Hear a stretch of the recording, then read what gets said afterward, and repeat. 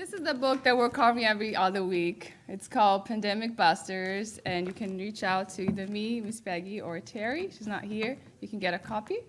Chapter 12 talks about sunshine.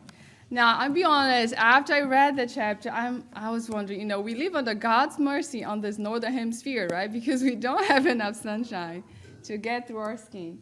But it's not just about, vitamin D, so there is hope. Let's go to the next slide. This is a couple of ways that sunshine helps in our immune system. So I just wanted to emphasize a few things. I guess most of us already have a house in place, but they found out that researchers in Oregon that a room that actually gets sunlight has 50% less germs than darkened counterpart room. So that's something to think about it.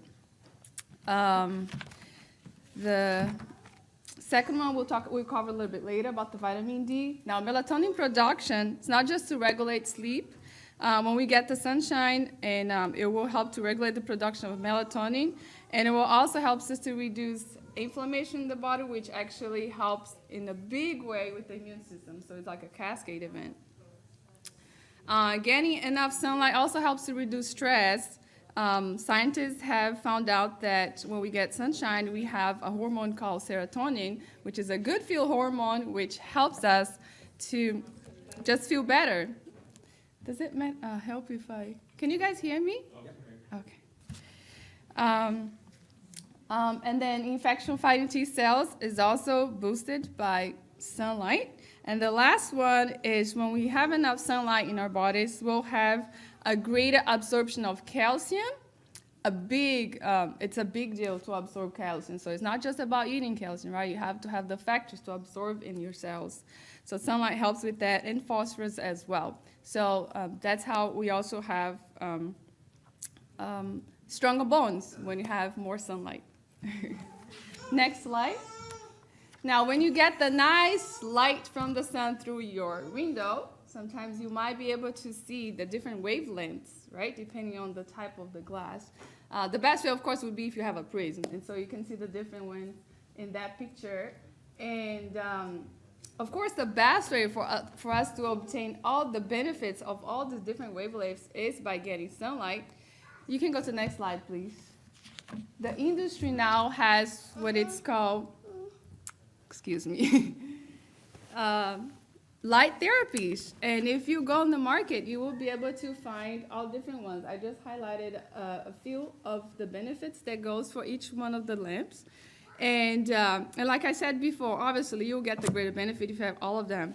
But if you have for a specific problem, then you would look for that. For example, when you have a therapy of a red infrared light, you can get collagen production.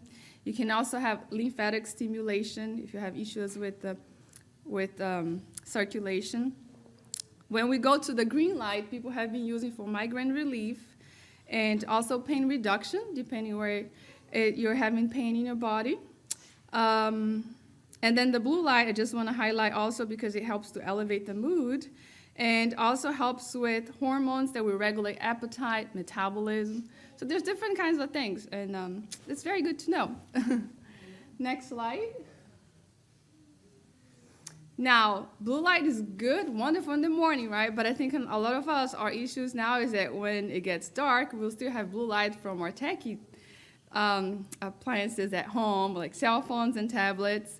And it's actually very harmful because it does make us hard to learn, to focus. It makes us distracted.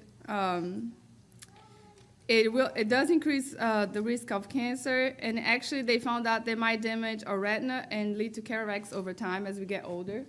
So just watch out for the timing that we're spending over our phones right before bedtime. Next.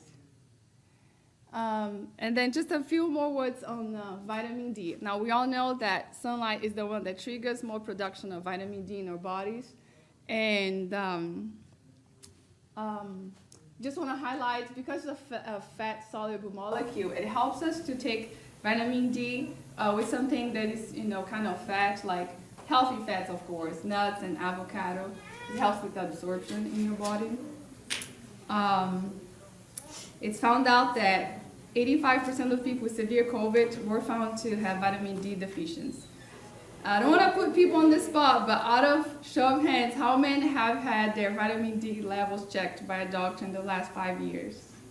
Okay, I see a few hands. I don't even think it's half of it. Well, I must confess, I have mine for the first time ever last year, and I was joking with my husband. Of course it's not low because I'm always outside, always with the girls, and we usually go south in the winter. So, but sure enough, it was low. It was a little bit lower. So I encourage everyone. Would you like to say something? There was a doctor that did a study of women in Pennsylvania. 85% of women, even women who work in gardens outside, are deficient in vitamin D. Wow. Many things we thought were genetic disorders, but these women and their babies had, they found out that it was actually the lack of vitamin D.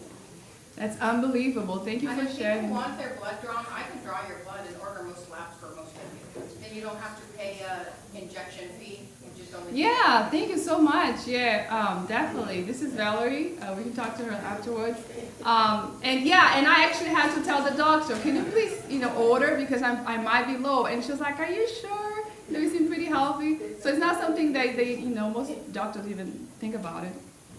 So make sure, in case it's low, even if it's not, make sure you take the supplements and always look for the concentration. You want a high concentration of vitamin D, it's not just the very low one. Other ways to get it too, you can get vitamin D enriched food, mushrooms enriched by UV light. And the sun in the northern hemisphere, it's not enough to go through your skin. You have to have, legs exposed and your arms, and of course, has to be warm enough, like in the summer, for us to get it just from the sun. Okay, next one. Go ahead. So a summary, vitamin D and sunlight will help improving your sleep, better weight management, better mood, more energy, and stronger bones. So our action plan and my prayer for all of us is consider how much sun we actually get, especially when it gets warmer. Try to get as much activities as we can outside and with your body exposed. Our nighttime routine and how we can decrease the amount of blue light, and check our vitamin D levels. May God's grace and mercy, keep us healthy so we can serve Him better.